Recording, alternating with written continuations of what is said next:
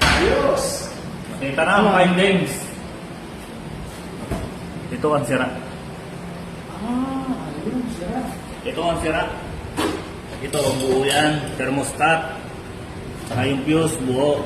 Itong heating element ang sira.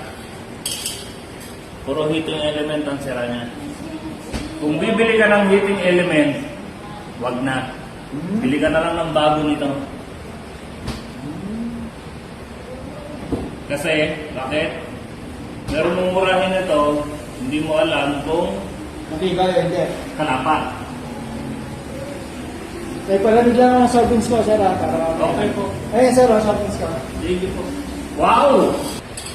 Heating element.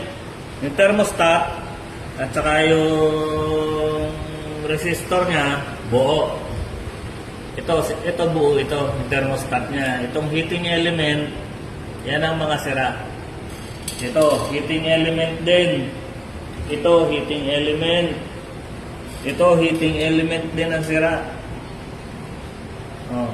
Pero yung mga thermostat niya, buo.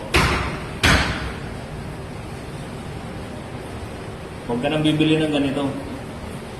Kasi, pag bumili ka ng ganito, hindi mo alam kung kalapat.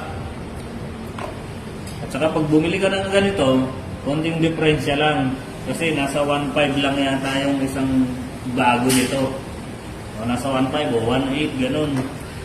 May nabibili nito, may tagwa 1.8, may tagwa 700. Depende. Eh ako sa'yo, huwag ka nang bumili ng ganito, bili ka na lang ng bago.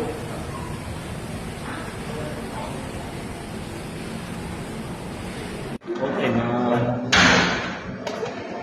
Hindi yan matiis dahil hindi nalalagay.